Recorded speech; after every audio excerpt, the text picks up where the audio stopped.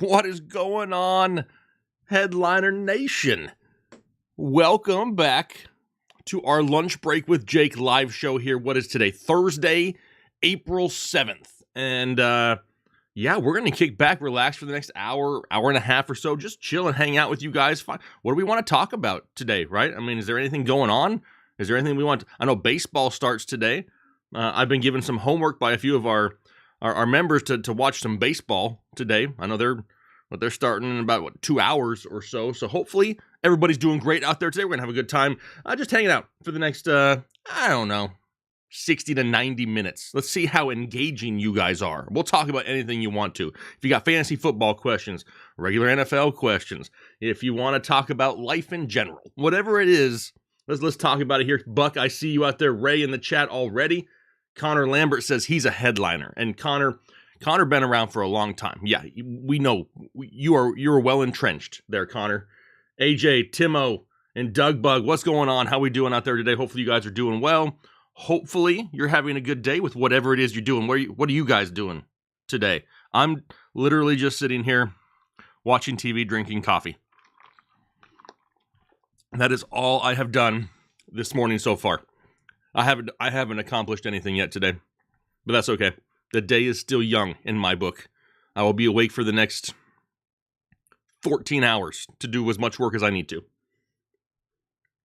AJ's supposed to be working. You know, I'm going to pop this chat out over here so I can actually look at the camera. That may be somewhat helpful.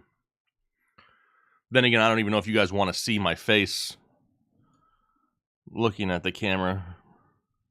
I haven't shaved in a few days. Like, you'd think I was on vacation or something, but I'm not. My wife's like, it's fine, just don't let it get too long. And I'm like, all right, well, I'll just leave it the way it is right now. Nate, what's going on, my friend? Says, good afternoon, man. You helped me turn my Dynasty team around. Thanks. Much thanks. Absolutely, dude. That's what this is all about. It's just helping each other out.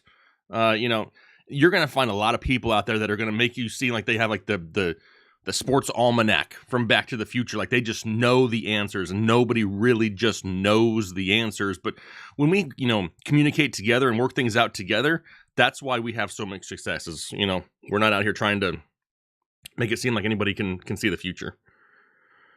Sam, watching the Masters, haven't gotten anything done. Is the Masters? I forgot about the Masters. What channel is the Masters on? Let me change it. No, I don't know if my TV's gonna be muted here. That's muted. What channel is that on? I'll put that on in the background. NFL draft in 3 weeks. Absolutely. Looking forward to that. Let's see here. Masters. Let's just put that on, shall we? Let's just put that on in the background. The lone boner himself on his lunch break, probably. Spending his lunch break with us here. Matt Galloway in the house. Why can't I find the Masters? I mean, I have like every channel. All right. I guess I'm just an idiot and can't find it. Sports Center at the Masters? Is that what we're talking about here? Oh, well, I'll just put that on. It's something in the background, right? Jay Lee, I see you out there. Nobody else did because of the word, but I'll go ahead and I'll unblock it. But yeah, Doug Bug, NFL draft in 3 weeks. Kyle's coming down here to North Carolina to hang out with us. Gonna have a good time. You've been watching online. Free live coverage. I gotcha. How you doing, Ray, Buck? How you guys doing? Okay, yep, I got it on ESPN right now. I see Tiger up there. Tiger in his pretty pink shirt. I mean, that is bright. It's good to see Tiger Woods back out there, though. That's the last time that I can honestly say that I really watched a lot of golf. And I never would just sit there and purposely say, all right, I'm going to sit down and watch all the golf today. But when Tiger was playing, I was a lot more into watching it just because he made it so much more exciting. So it was good to see him back out there. For sure. And he's got huge crowds. Huge crowds. Fun fact, once went to the Phoenix Open, which I believe is now the Waste Management Open. in Phoenix, and it was the last time that Tiger ever played there because somebody threw a grapefruit at him. Fun fact. Sonia Wilson. Cleveland Browns are going to be a fantasy dreamland now. I don't know about as a whole. There's going to be some great pieces there, though, for sure. Phil, how you doing, Phil? Happy lunchtime to you, my friend. Nassar, I have to keep 2. All right, we got Najee, Justin Jefferson, and Deebo Samuel. Wow.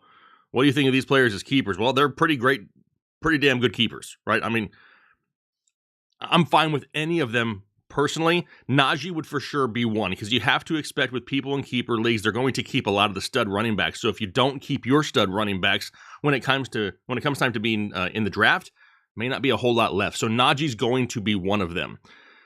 Between Justin Jefferson and Deebo Samuel, it's almost a toss-up, right? If you want to be a little bit safer, maybe you go with Deebo because he gets a little bit of that rushing upside as well. Do I expect Deebo Samuel to have the same type of season in 2022 as 2021? No, I'm sure he's going to kind of regress a little bit. It's not going to catch a lot of teams off guard. They're going to be game planned against that a little bit. But that does not mean that he still won't have a similar type of role. Maybe just not quite the production that we saw last year. So I don't mind Deebo whatsoever. Justin Jefferson, more of a solidified wide receiver. If it's me, if it's my team, I'm gambling a little bit. I'm going to keep Najee, and then I'm going to go with Deebo. Good to hear, Ray. I went back to check on my first question to you, Timo. It was Patrick Mahomes or Marcus Mariota. Guess what you said? What? How old are we talking about here? Was Mahomes even the starter yet? I mean, I would think that the answer would always be Mahomes. Unless he wasn't even the starter yet and he was still sitting behind Alex Smith. Let's see. Michael Foss, this could not be timed more perfectly on a long drive for work. What's up, my dude? Michael, I'm just sitting here chilling, man. Full disclosure, right? I already said I haven't done anything today. Honestly, I woke up with a horrible headache. I don't know if it's just the weather, the rain, the 6 inches of pollen on my truck, whatever it may be. It's just my head was hurting this morning, so I just relaxed a little bit, got some coffee, just chilled, used the restroom. You know what I'm talking about? How about you? How you doing?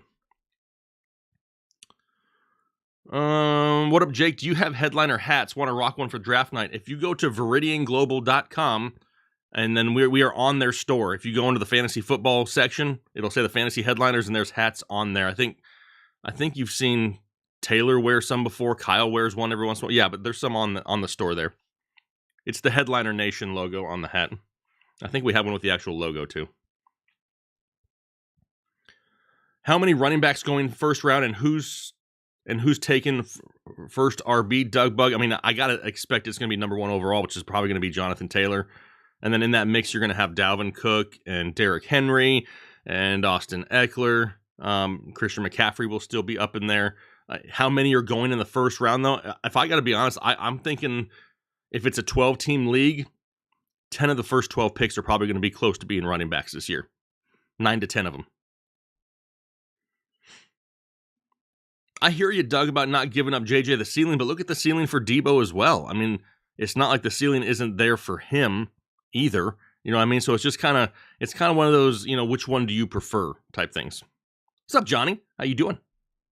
Ethan, doing good, man. How are you? Happy lunch break to you, too, Nassar. Anybody eating anything delicious right now? Anybody got anything delicious that we can talk about? Eckler has asked for less reps this year per game. That's okay. The efficiency could go up, right? If he's not being overworked, maybe he's a little bit more explosive and can get more done with less touches. Eckler has always been known prior to basically last year as being a guy that can do more with less, right? Remember him with Melvin Gordon? He was still somebody going out there scoring almost 15 points a week, and he was getting like 10 or 12 touches. So I'm perfectly fine with decreasing touches in his scenario because I believe it could improve his overall efficiency at the position. You got Najee as your keeper, Daniel. Choice between Tyreek, Devontae, or Christian McCaffrey or Fournette. Wow. You got a ton of options, right? I mean, that's a lot. So you're keeping Najee. Now you have to choose between, I'm guessing that's Devontae Adams, Tyreek Hill, or Christian McCaffrey. Personally, or Leonard Fournette. I love running backs, right? I mean, I want my running backs if I possibly can, but I don't. I probably gamble and go with Christian McCaffrey as my number 2. If you want to play it a little bit safer, I still think Devontae Adams explodes this year. EMC84 is CMC done. Actually just talked about him in a video yesterday about scary fantasy studs. Make sure you check that out. He's probably personally somebody I won't have a whole lot of because you have to spend a top 5 pick on him. Is he done compared to what he used to be? Maybe. I still think he has a lot of great production because whenever he's on the field, the dude explodes. So, headache from lack of football. That's probably true. Just got a 2024 first for Damian Harris. Did I win? My first gut instinct is to say no, but it really depends. What else do you have at running back, Michael? Here's the deal, and this may be an unpopular opinion, but I've done it forever, and it's worked for me personally. I don't care about future picks. I really don't, because to me, it feels like dynasty fantasy football.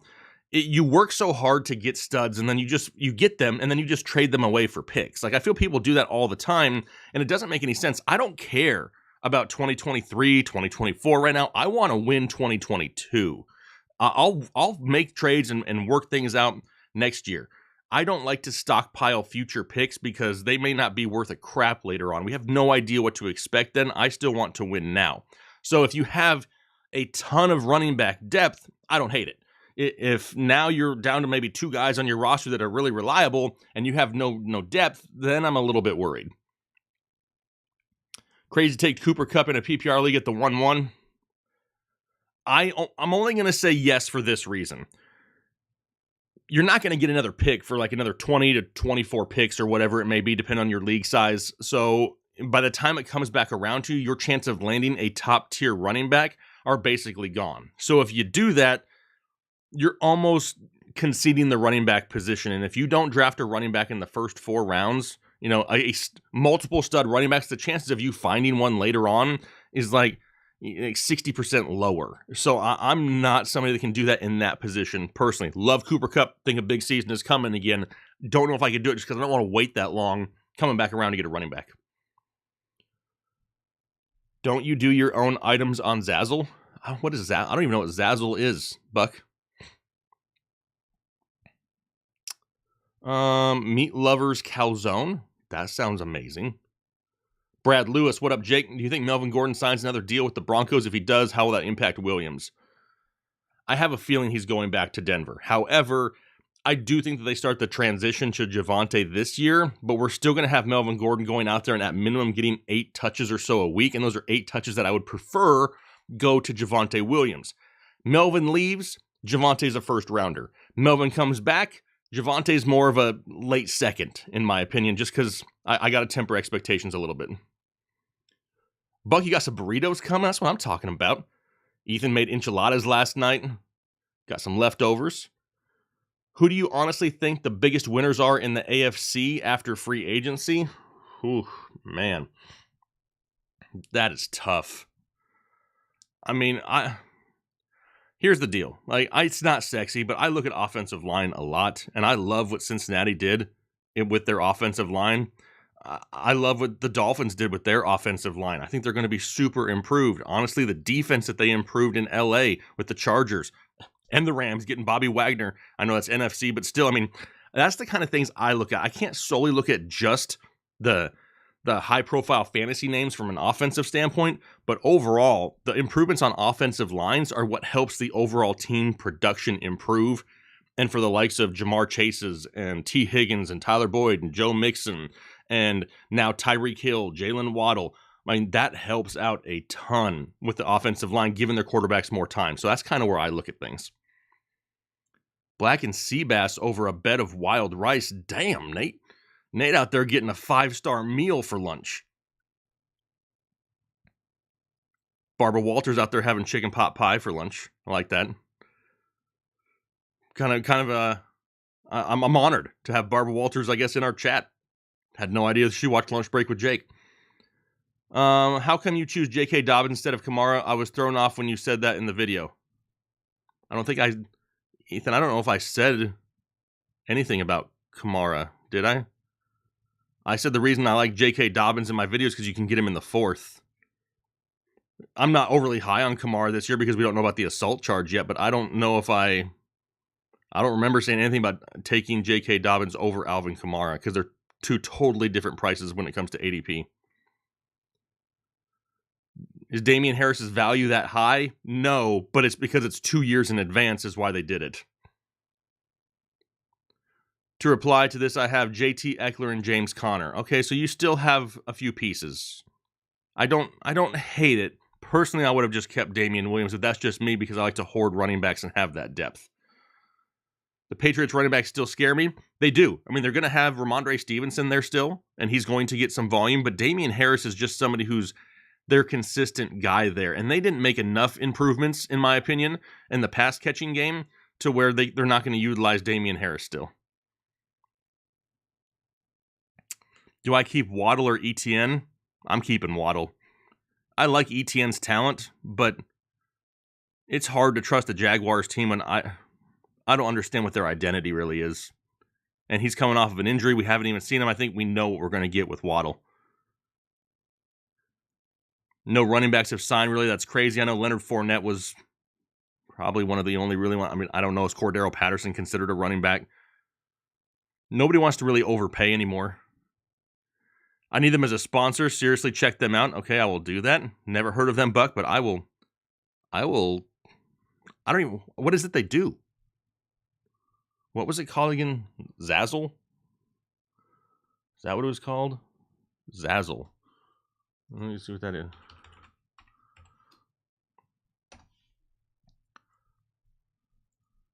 You're not sending me to some, like, hack site, are you? What is this? Is this, like, Etsy? It looks like Etsy. Do they have... They don't have our stuff, though. I've never done anything with Zazzle. Is it like Etsy? That's kind of what it looks like. Let's see. Is Russ a top QB pick in Denver? Roger. He's a top 10 fantasy wide receiver. Does it make him a top pick? I'm still not going to take him super early. I don't hardly ever. I seriously try not even take a quarterback till like round 7 or 8. That's where you find a ton of the value. That's where, like, over the last years, you found the Lamar Jacksons, the Josh Allens, the Matthew Staffords, the guys that just explode, the Tom Brady's. Like, that's where the sweet spot kind of has been for the last 4, 5, 6 years, is right around round 7, 8, 9. That's kind of where I sit when it goes to quarterback. So if he's sitting there at that time, that's somebody that I would think about depending on who else is available.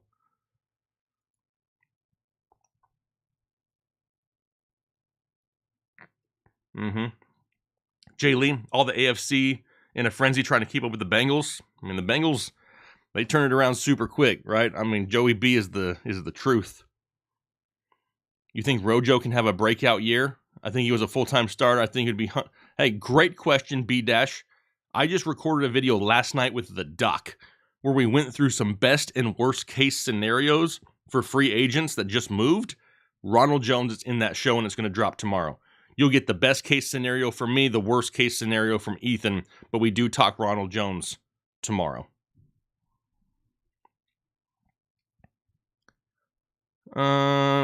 Nate says he loves to cook, and why cook if I'm not making good taste? Dang right. I mean, if you're going to go through all the work of cooking, you better make sure it's delicious.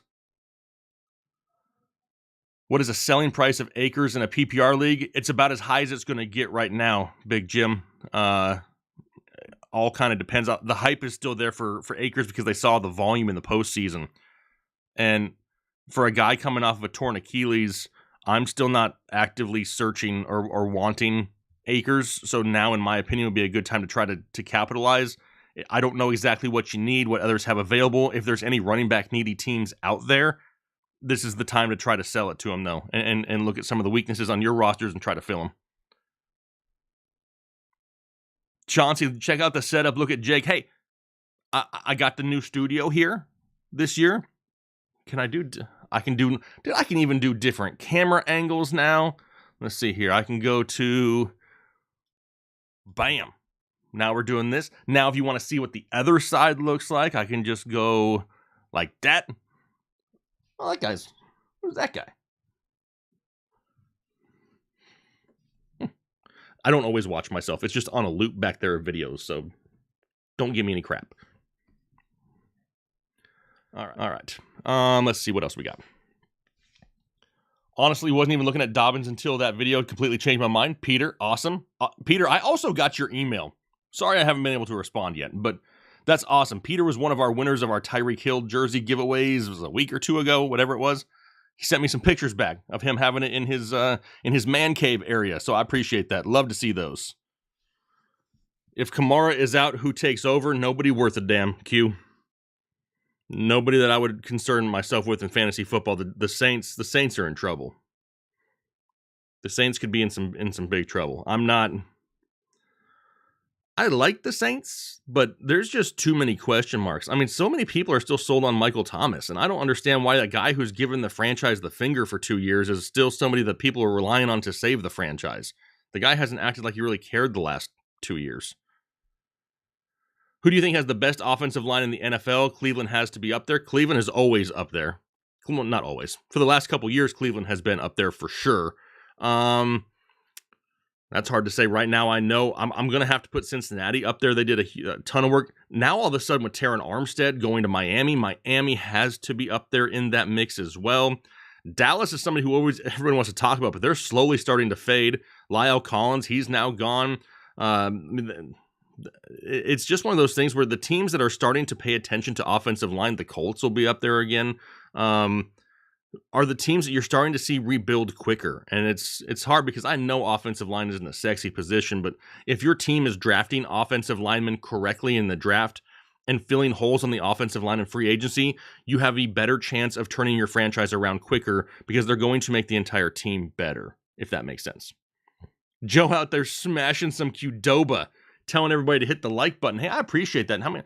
I haven't even looked. How many likes we got here? Got 17 likes. Come on. 17. King Henry, tighten up. I can't imagine who you pull for. As a Titan fan, Henry is usually who I set my eyes on at pick 1, but how late until you draft A.J. Brown? A.J. Brown, to me, is probably going to be somebody you're probably going to have to take late second. Right around in there, depending on the league that you're in and the hype surrounding him. I typically don't own a whole lot of A.J. Brown because I'm just such an early running back guy. I don't have anything negative against him. I kind of hope Robert Woods comes back and is healthy because that'll pull some of the defensive attention away from A.J. Brown, but I'm not going to reach and do anything crazy early to grab him.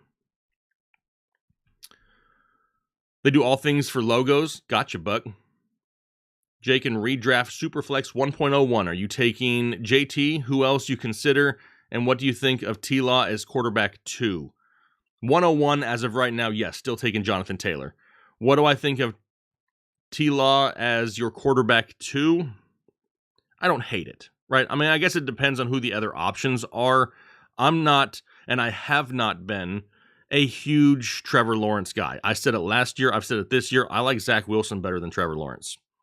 That's just me. And a lot of it has to do with Trevor Lawrence just being stuck in Jacksonville. And it just seems like they can't figure it out in Jacksonville. And they haven't been able to for a long time. And it's just one of those things where his situation could just put him in a bad situation. Look at Sam Darnold, right? I know the interview came out with Sam Darnold here recently. He's talking about, I know I'm a good quarterback and everybody's lighting him on fire and stuff for it. But what kind of a raw deal has he gotten? I mean, dude went to the Jets, had to deal with Adam Gase. And then he goes to Carolina, and he's got to deal with Matt Rule. I mean, he's just not... He hasn't really been given that great of an opportunity, if we're being completely honest. I don't think Sam Darnold is like the second coming here, but I mean, it's just stuff like that where they just fall into bad situations, they get bad raps, and they just can't recover for it. Detroit Lions offensive line improved for sure. They're definitely doing things the right way. Kind of curious to see what they do here early in the draft this year. OEG, doing well, man. Hopefully you are as well. Appreciate you on that like button, Jay Lee. Robert Titus, Michael Thomas is looking for reasons to sit. That's kind of how I feel.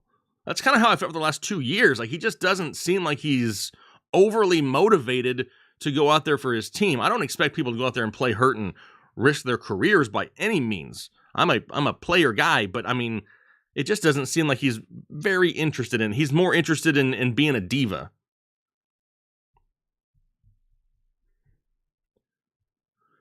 Thoughts on Amon-Ra, Jack? I think Amon-Ra is destined to be Amon-Ra, and we've said this before too.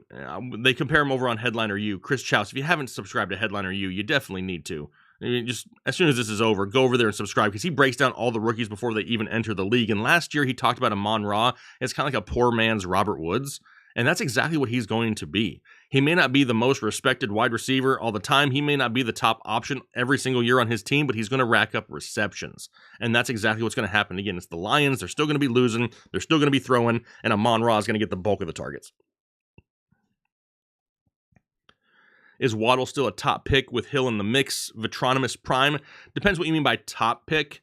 I still have him as he's definitely inside my top 20 wide receivers still. Because here's the difference. You know, Tyreek Hill is going to try to take the top off the defense, and Jalen Waddle is going to have a bunch of 5-yard slants across the middle that defenses can't contain him on, and he's going to have a ton of yak yards. So we may see more air yards going the way of Tyreek Hill, but the yak yards on the ground are going the way of Jalen Waddle, so I really don't think they hurt each other that much. Sure, the targets may decrease a little bit, but now defenses have to worry about so many other things. He could get more one-on-one opportunities and exploit them. So I still like Jalen Waddle. When am I getting my Tua tattoo? I never knew I was getting a Tua tattoo.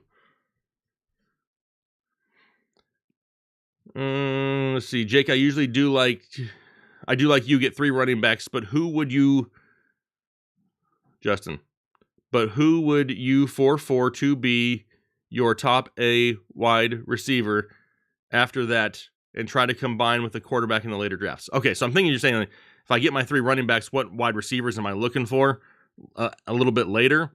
Dude, I love me some Michael Pittman this year. You can get him right around the 4th. Allen Robinson's going to be down there again now in LA. Look what happened once OBJ went there. I mean, kind of resurrected the career. Everybody hates Allen Robinson because of his performance last year, but he's going to be a great value now.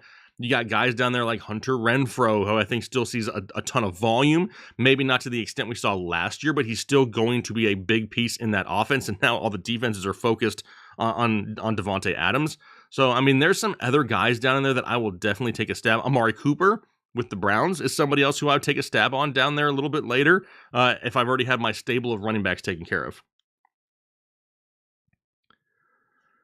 Ethan, I kind of agree. I think, well, it all depends, right? Because Chark's going to be the big play guy in that offense, probably, the deep ball guy. He may get the glory because he may get a couple 50-yard touchdowns, but Amon-Ra is going to get him the 3 first downs that got him down there in the first place. You know what I mean? That's kind of how I see things. Would anyone take Harry from the Patriots? Return to Arizona seem like a bad idea. I don't know if I don't think he'll probably land somewhere else if they want to take a stab on him, but I don't think he turns into anything. It just didn't work, right? N'Keal Harry was great out of Arizona State, but it just didn't work. And maybe it was a New England thing. Maybe if he is given more of an opportunity, he could right the ship, but he just doesn't really possess the speed needed in the league to be the role that he is, if that makes sense. He just can't separate, and that's going to be a little bit of an issue. Does Michael Pittman move up with Matt Ryan? 100%. Yes, he does. What's your honest opinion on Saquon Barkley, Jay Fernandez, and is he worth a pick in the late second round, or are you thinking later? The way I'm kind of handling this, Jay, is it's all about risk, right? I want to limit risk in the early rounds. I don't want to go out there and take chances on everybody in my first 3 or 4 rounds. If I can nail my first round pick and get somebody that I feel safe with, if I can go out there and get a Jonathan Taylor, a Derrick Henry, a Dalvin Cook, just a solid running back, right? Then maybe I take the chance later in the second as my running back too. But after that, I got to go back and get somebody safer in the third. Like, I just can't take too many risks, because if you take too many risks that early in the season, you kind of set yourself up to fail if they disappoint again. Yeah, Buck telling everybody headliner U is for real, right? I mean, that's where class is in session, and then we break down everybody. Chris Chouse does a great job out there with Chris Kennedy, breaking down all the incoming rookies that you need to know for fantasy football. Ray Falls says, I don't watch college football. To be completely honest, Ray, I don't watch a lot of it either. I watch game film and I watch highlights and stuff, but I don't sit there on Saturdays and watch football all day long. Just being honest. I'm so consumed with everything else going on NFL wise. I can't. My brain can't take it. I would explode. Who is the 1.02 in drafts? If JT is number one, that's, in my opinion, if it's me, I'm still going Derrick Henry. I know that there's going to be potentially less volume there, but that's okay. Even if Derrick Henry regresses down to 1,400 yards and 12 touchdowns, it's still worthy of that number 2 pick. So, me personally, if it's my team, I'm going with Derrick Henry. Jefferson or Lamb, who is better? They're both great. I think Lamb's going to get a ton of opportunity this year now that there's no Cedric Wilson, there's no Amari Cooper, you got Michael Gallup coming off of an injury, so Lamb's going to have a great opportunity to be what we've seen from Justin Jefferson these past few years. I think Lamb could surpass Jefferson, but I think Jefferson is safer. Like, if you want to minimize the risk, it's Jefferson, because I think we kind of know what to expect. For Lamb, there's a lot of hope in there. Allen Robinson did suck last season, but it wasn't all entirely his fault. Joe Mixon, a solid running back, 100%. I mean, honestly, it's going to be scary close for me. Joe Mixon could be on the verge of being in my top 3 by the time we get a little bit closer to the season. I mean, for me, it could literally be JT Henry and then Mixon. It's going to be so close. So close, because that, like we're talking about the improvements of their offensive line. I mean, that's a huge key to Joe Mixon. And it's going to be hard. I haven't put him that high yet, but we're going to have to wait and see. He could definitely be. That moment when your comment gets skipped. First off, I'm not skipping anybody on purpose. Do you really think I could answer every single one? I mean, I have nonstop talked here since I went live 33 minutes ago. So I'm not skipping anything on purpose. Fantasy Football Atomic. What was so important that you felt the need? I traded my rookie 104 for CMC, and I think I got a steal on that. You didn't ask a question. You made a statement. So if you think you got a steal on it, then great. It depends what you can get with that pick. I don't know about your league mates and what they're going to be targeting, and I don't know the depth on your team either. What other wide or running backs did you have? Could you afford to part ways with CMC? Will Devontae Parker be fantasy worthy in New England? Yes. Is he going to be a top option? Probably not, but I think he's going to have weeks where he could definitely be a flex play wide receiver 3 for you. What are my thoughts on J.K. Dobbins? Ed just had a video come out yesterday where I talked about J.K. Dobbins. Make sure you check that out. Hazelnut, what up, Nut? Love these lunch break live. Super rainy weather here in New York City. You know, we've had rain off and on in North Carolina too, and I think that's just what's messing with my head. It's like it's 80 degrees and sunny and full of pollen one day, and then we get storms the next day. And it's just like my head is just pissed off right now. Sony, I can tell you are super pumped for your Cleveland Browns. I can sense that through the screen. What's my favorite team? I'm born and raised an Arizona Cardinals fan. Lived in Arizona for 30 years. I've had nothing but 30 years of heartbreak for the most part, but I'm sticking with it and pulling for my guys. Even though they continue to do stupid things. So far in the offseason, who do you think is the least fantasy-friendly team? The least fantasy-friendly team overall. Let me just look here. Right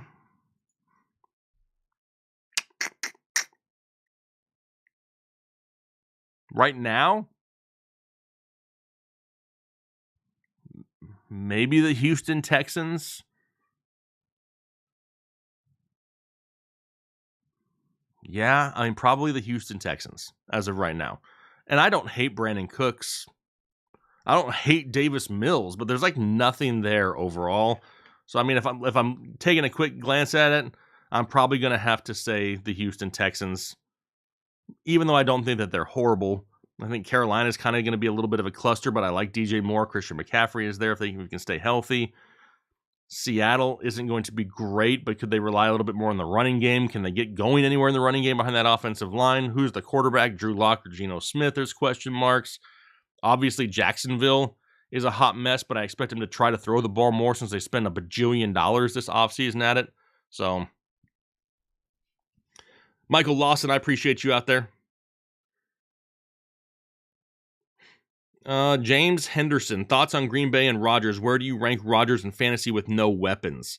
Okay, I'm not going to say he has no weapons. He's just got a lot less than what he's had in the past.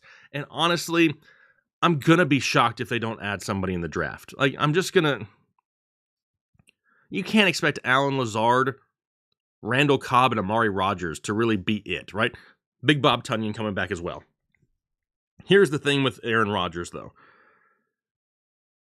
He's the type of quarterback that can still make something happen with lesser weapons. I think what we're spoiled at is the low interception number to the high touchdown number. That's probably going to get a little bit closer this year. I could expect a little bit more interceptions and maybe a little bit less touchdowns. The yardage could still be similar, though.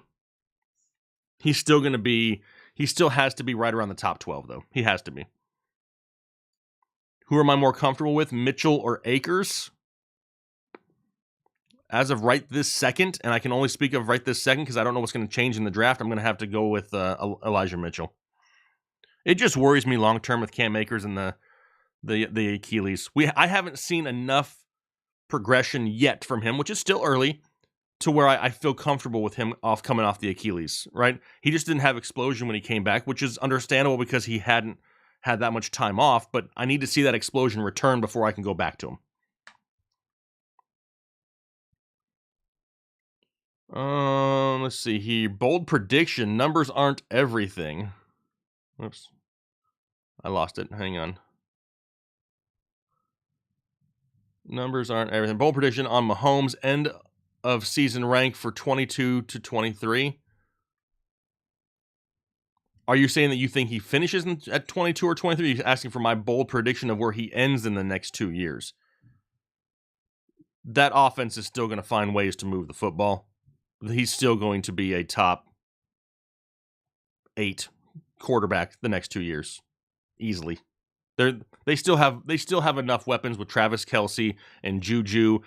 I don't really care much about MVS that much, but Travis Kelce, Ronald Jones, CEH in the backfield, they still got Mecole Hardman. They got enough for him to still go out there and put up crazy numbers. Most dope. What's going on, my friend? Member for 12 months. Jake, do you watch football with your wife? Does she care about football, or is this just your thing? This is just my thing, my friend. She is very understanding and knows that on Thursdays, sometimes Saturdays, Sundays, and Mondays, I got to watch football. And very understanding and very, very supportive of it. But she has zero interest in it for the most part. Unless it's helping me handle things on the back end from the business perspective. What up, James? How you doing? Favorite jersey, Mike Sub. Ooh, the original Italian, probably. Dude, give me one of those. I haven't had one of them in a long time, though. A long time. CMC gonna burn you, my dude? I don't think that was to me. That was probably to somebody else. No, CMC is good and healthy. He is right now. Can he last? Can he last? Comments flowing in. Love going back and forth. Let's see here. You should do super chats. We do super chats all the time. The whole purpose for this show right here is just to communicate with the people. If people want to send in donations, they can. If they don't, I'm here for the people. Michael Foss, have a good one, man. Thanks for dropping in. G Money, wonder if Mitchie Biscuits is hating having to play Watson, Jackson, and Burrow twice a year. I don't think so. I mean, if anything, it kind of gives him a little bit of an excuse, right? At least he's not going up against a bunch of sucky guys, and if they lose, you know what I mean? So, I mean, I don't think he really cares about that. This is probably the best situation he's been in a long time, right? We can say that as a starting quarterback, the most weapons he's ever had, the best opportunity, probably the best coaching staff as a starter. So, I mean, things could actually be pretty decent for Mitchie Biscuits. Not going to be some elite stud, but could surprise some people. Jake, what will that Midwest Fantasy Convention be happening this year? I forgot the name. Yes, the Fantasy Football Expo is the weekend of August 14th. I believe it's the Fantasy Football Expo or the ffexpo.com nut. It's in Canton, Ohio, that weekend in August. Yes, we will be there. The whole team will be there. Fun Pokemon kid. Slept through my alarm to wake up for this, but I'm here now. Perfect. Better late than never.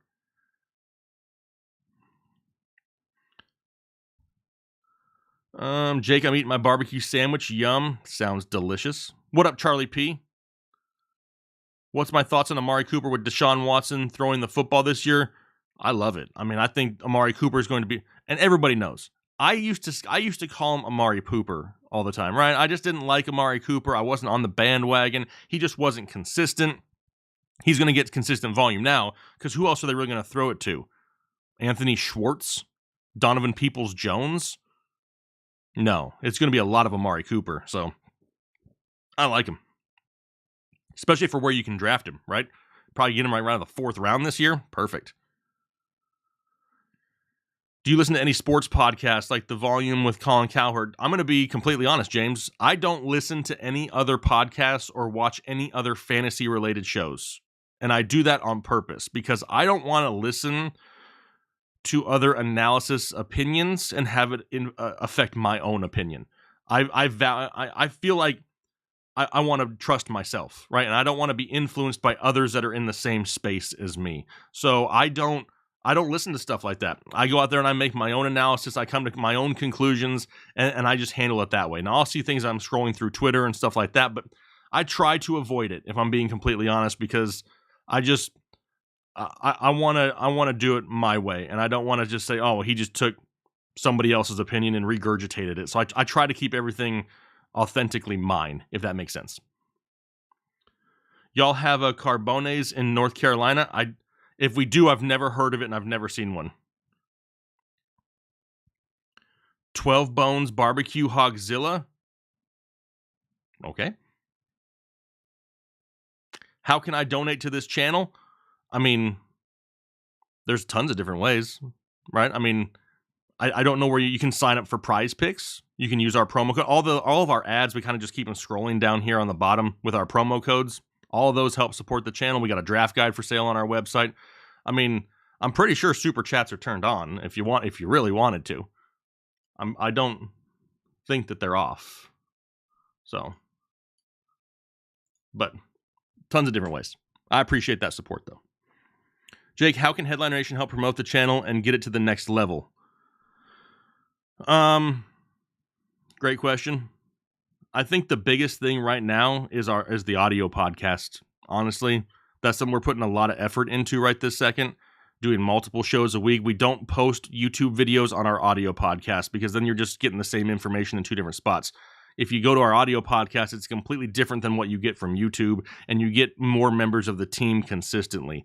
The problem with growing an audio podcast right now is everybody and their mother has an audio podcast, right? So trying to stand out in a space that is oversaturated is difficult. How do you grow quickly there? You get a lot of positive ratings and reviews, right? 5-star reviews by the masses will help climb you up the charts quicker. We just started making this push earlier this year, and it's still growing. We're getting more downloads on our podcast now than we were getting in season. And I think just because a lot of people didn't understand it. But if we can help grow the audio podcast, all that kind of stuff, we try to take a very strategic approach to this. And a lot of people out there in this space will overexert themselves from a financial perspective, and they end up phasing out, burning out, whatever it may be, because they can't sustain it. I want something that's going to be here for the long haul. I want this channel to be around for ever. You know what I mean? Whether it's always going to be me when I'm old and like really bald, and if I'm like up here looking like Santa Claus, you know what I mean? Like that could be an issue because some people may not want to take fantasy advice from Santa Claus. But I try to put the company in a good position to be long-standing, and I'm not out there going to overexert ourselves. So all the support we get from the community, it goes back into the channel. It goes into the creators that make the content on this space, and that's what it's all about. So slowly growing, right? I mean, we are the second largest privately owned fantasy football channel on YouTube, and that's just based off of you, the community. So we stay the course and we run the play that we're really good at, and that's what we're doing right now. Great question. 100 likes on this video and Jake will grow out the beard all season long. Taylor, we're already at 72. There's no way for 28 likes that I let this go forever. Oh my gosh, it's already to the point where it's getting like a little bit much. Man, I'd have to have more than... We'd have to come up with a bigger incentive than just 100 likes, because we ain't that far away. Ray, I appreciate you, Ray. Thank you very much. When is too late to do a startup dynasty draft? Never. I mean, don't do it once the season has started, but all the way up to the first week of September, you're good to go. Start one up. Dynasty is a lot of fun.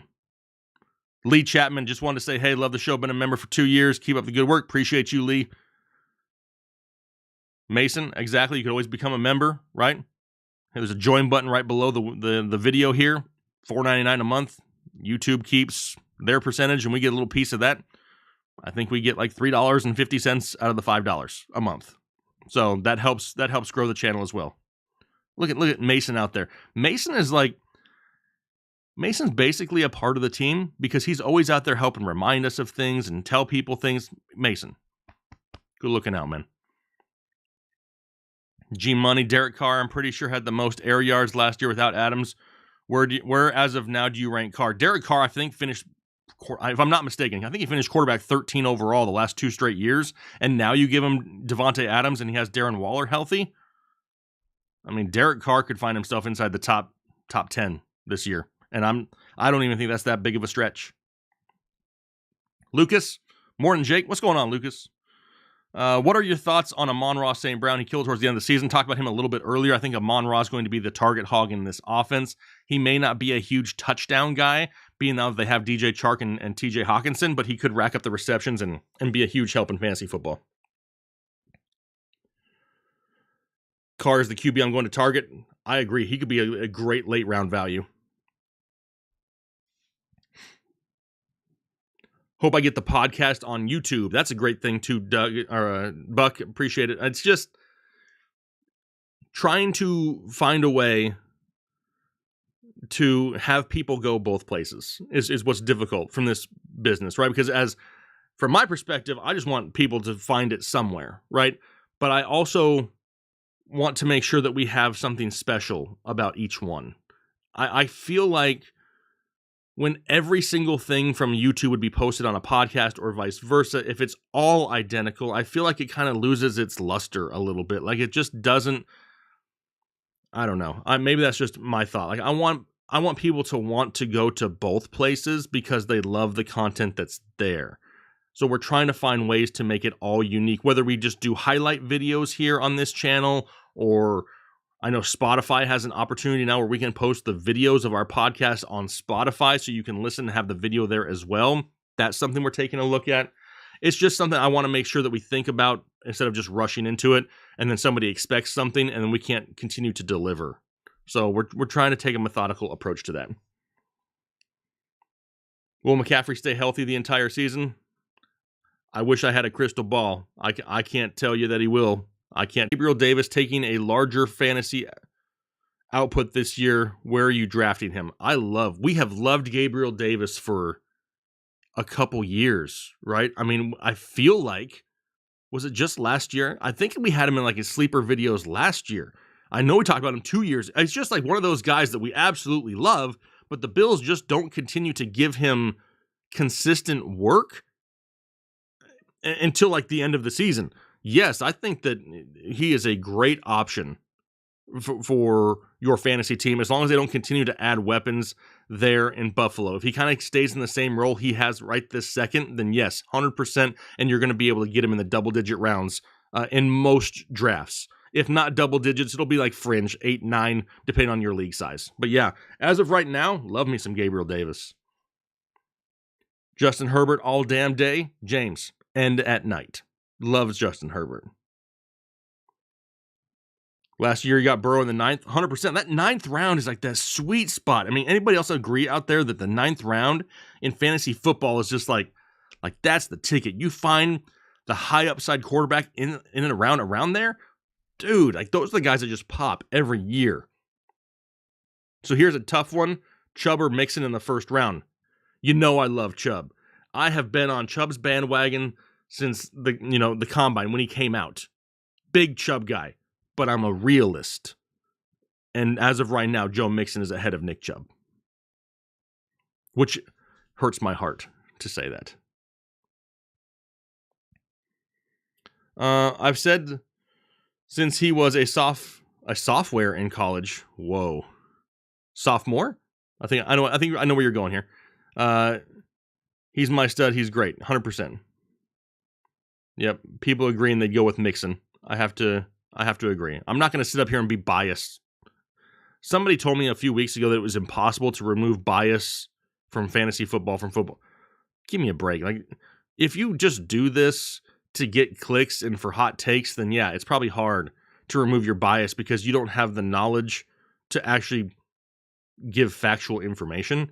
So if I'm going to take this serious like I do, I mean, this is how I support my family.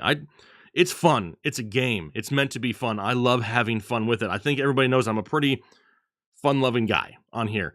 But when it comes to giving out, opinions and advice, I take it serious because this is how I support my family. I don't want to come out here and suck for everybody and then have everybody leave or the channel not grow and then me have to go to my wife and say, listen, I got to go bag groceries. You know what I mean? Like I don't want to get to that point. So I take it serious. I don't give out things without having some reasoning behind it that I can share with you. I think people who give advice without giving opinions are nothing but somewhat type of a con artist to people. Make it sound good, but no, you got to have reasons, you got to have facts to back up your opinions if you want to be taken seriously. OEG got Debo in the 10th. Heck yeah. We had Debo in a video last year as was it a bounce? I think it was a bounce back video where we said Debo could have an absolute monster season. We weren't expecting that type of monster season, but yeah, it definitely paid off for sure. Nut says, I get to keep Jefferson one more year as my 12th round. That's awesome. Great value.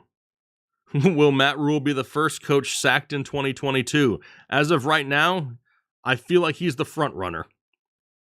He blamed everybody else on his staff last year for the team's downfall. He's got nobody else to point the fingers at but himself now, right? He just doesn't. Like it's him or nothing.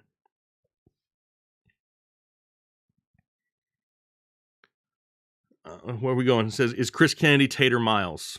No, he is not. Doug Bugs, I think he says Taylor, or what are you trying to say? Tater? Tater is the doc? Nope, it's not the doc either. You better believe it, Jason. If I ever had to bag groceries, there ain't going to be a better bagger than me. Like, whatever I'm going to do, damn it, I'm going to be the best one at it. Like, that's just my mentality. Tater is the doc? Nope, it's not the doc. Hey, Jake, do you think Jamison Crowder could have a good season with Buffalo? Yes. I think he could easily fill the Cole Beasley role, right? With no Cole Beasley there. So that's for sure something that, he could definitely do.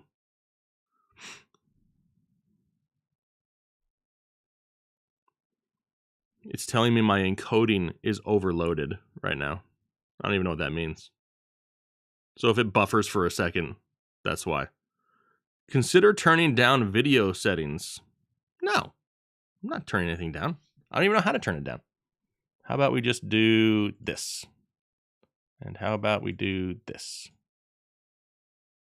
Tells me I haven't dropped any frames, so that's fine. What else we got? I know who Tater is. I ain't saying crap, though. Most dope. I think you probably do. I'm pretty sure you do. You thought it was Chris Kennedy, but it's not. About to head out to school. Enjoy the sun. Hey, appreciate you. Have a great day. Skeptic, what's going on, man? How you doing? Is Green Bay a playoff contending team this season? Too defiant. I mean, you can never count out Aaron Rodgers, but it's going to be really hard unless they make some serious improvements on the offensive side of the football. I mean, they lost players on both sides of the football, don't get me wrong, but they're going to need more help to get there. Can Michael Carter be a high-end running back too? I think he can. I think it's going to be really dependent on a lot of receptions, but we saw some games last year where he was racking up double-digit targets. If we can continue to get that, I like it. All right, I like it. Tater is a beer lover. That's why I thought of Chris Kennedy. The tie is there, right? Ray, do you know? Ray, do you know who Tater is? I don't know if you know, Ray. Do you? You might. I'm going Chase over Jefferson. Anyone else? I have an unsafe Chase obsession. Everybody knows that. And I got rookie cards of his all over the place. I'm trying to get some autographed memorabilia, if I'm being honest, but his stuff is crazy expensive. And in the offseason, we don't make no money. Like I'm pretty sure I basically work for peanuts from February through May. It would probably blow your guys' mind if you saw what I actually made last month in a negative way. When you solely rely on YouTube and stuff, when there's no football season and you're a football channel, things get a little bit hairy, right? But can't afford to shave right now. You know how it is. Most Dope says he'll tell everybody in Discord. Tater is Jared Leto. Bradley, how you feeling about Tannehill this year? Drug me through the mud last year, but in 2019-2020, he killed it for me. I think he's got a great chance to bounce back, especially if Robert Woods is healthy, right? If they want to limit the touches to Derrick Henry, and now they have an upgraded passing game, I think Tannehill's definitely an opportunity to bounce back this year. He may not be one of those high-end guys. I mean, he's not going to be a Herbert, a Burrow, nothing like that, but he could definitely be fringe top 10. Is A.J. Dillon the most valuable backup running back to pick? Maybe, but I mean, there's a lot of others out there. I mean, I still haven't given up. Like Alexander Madison is somebody who always produces when Dalvin Cook goes down. You know what I mean? I don't dislike A.J. Dillon at all. I think he still has some standalone-ish type value, especially right now, being that they don't have a whole lot of offensive weapons, right? So he's definitely somebody that I pay attention to, but I don't reach for as of right now.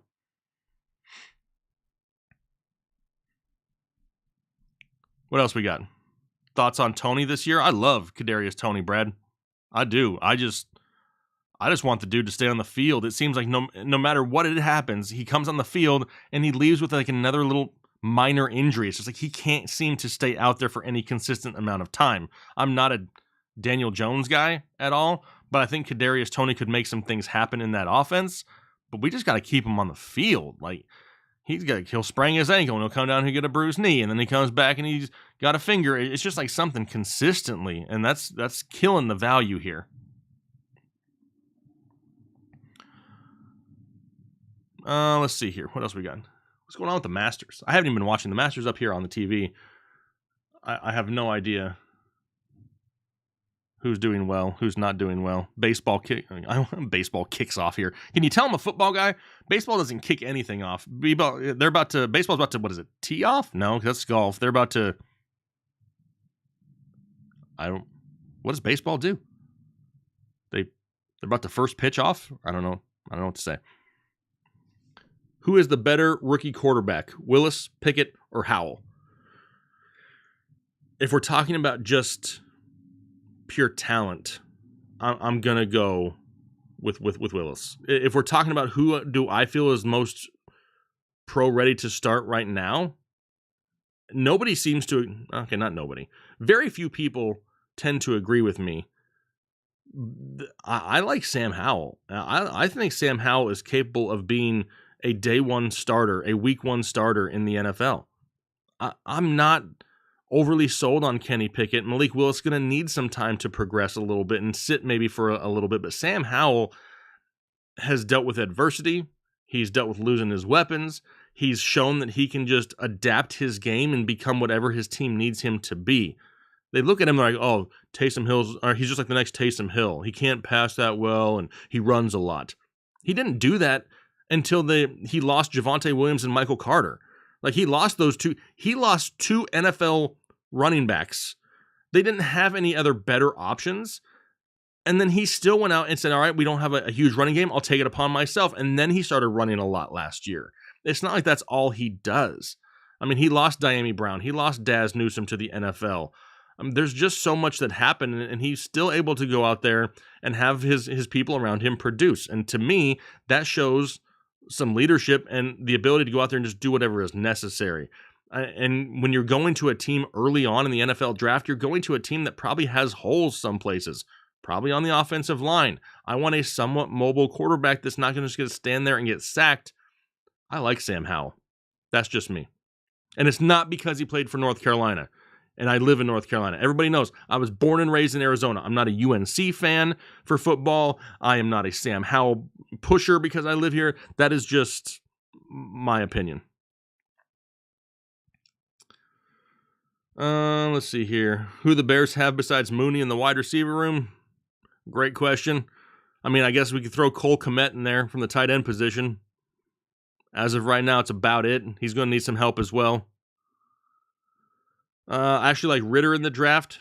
I think he will surprise some people if given an opportunity. I don't disagree. I just don't know if he'd be ready week one, right? I mean, he's going to have to be somebody who needs a little bit of time. As a Panther fan, I like Sam Howell. I hope we could draft him. Yeah, I mean, that's the thing. I think he fits well in Carolina. He's a Carolina kid. It's a offense in which he could shoulder a little bit of the Christian McCaffrey load to where maybe, we don't need to see so many touches. He's able to deliver the ball down the field to the likes of DJ Moore. I mean, I think it just kind of fits in Carolina. When I said that in a video a couple weeks ago, you all would not believe the hate comments that I was getting on that video on how I must not even watch football because I mentioned Sam Howell. I'm like, give me a break. Actually, no, it was on Twitter. It was a tweet, and people are like, no, you don't know what you're talking about. Sam Howell isn't even good. Oh, he's not even going to get drafted in the first round. I mean, everybody turned into an expert all of a sudden because I said I like Sam Howell to Carolina. I don't get it. How do you think O.J. Howard impacts Dawson Knox's production? I think it hurts, Garrett. I don't know if it's going to hurt like every single week. I think Dawson Knox is still the tight end one there, but O.J. Howard being added to that team is just another option where even if he takes 2 or 3 targets a game, those are 2 or 3 targets that could have gone to Dawson Knox. And 2 or 3 targets to Dawson Knox usually equal right around, 30 yards, maybe a touchdown? That's a 9-point, 10-point day right there. So, I mean, it all depends. I think it takes away some of the consistency from Dawson Knox. I'll put it that way.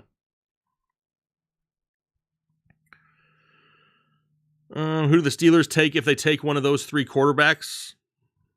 To me, I think Malik Willis makes a lot of sense for them. They can have Mitchie Biscuits this year. Malik Willis can sit. He joins a great organization to help, utilize his talents and his skill set, and he's got weapons around him already. It gives him a year or so to try to improve the offensive line even more for him. I think Malik Willis would be great there. Could Njoku finish as a top 10 tight end? For sure. And here's why. To be a top 10 tight end, you literally need like 500 yards and 5 touchdowns, and you're a top 10. Like the scoring for tight ends is so minimal that it's not very hard for these guys to fall into the top 10. Yeah, see, there's some Sam Howell love out there. Can Jalen Hurts maintain being a fantasy cheat code? Buffed up? He can. I don't know if his organization is going to let him. You know what I mean? Jalen Hurts is very intriguing because we know what he is, right? He's not an elite passing quarterback. He doesn't suck by any means, but he's not an elite quarterback. We love the rushing upside. We love that for sure. but they continue to draft wide receivers and Jalen Reagor and Devontae Smith, and like they can't figure out how to use them. And so they want to keep adding weapons, but they're not even allowing Hurts to open up a playbook enough to utilize these guys correctly. And I blame a lot of that on Nick Sirianni. Like, I think Nick Sirianni plays a huge part in that. So I don't dislike Jalen Hurts. I don't like how they don't overly commit to him. That's kind of the big thing. You think ETN is worth a 1.05 in rookie drafts? Is he in a rookie draft? He's not a rookie anymore. Or are you saying that you could trade him for the 105? I think maybe that's what you're saying. Maybe, yeah, maybe you could probably get away with that a little bit. I don't dislike it. I'm not a huge Jaguars guy, and I feel like he's kind of set up to fail anyway. But yeah, I don't dislike that.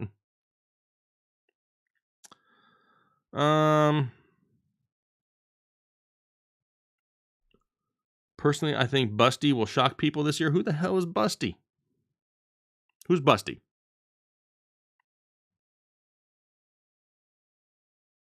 Let's see. Which team will be the biggest surprise and why?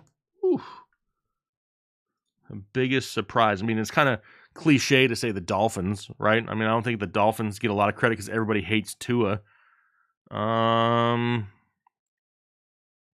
Can't say anybody in the AFC West now because they're kind of expected to get better, right? Because they added. I can't say the Raiders because obviously you had Devontae Adams and everything. You're going to get better. The Broncos, duh. I mean, they added Russell Wilson and stuff. So I mean, I can't get away with one of those as being a surprise. I don't think that would surprise anybody. Man,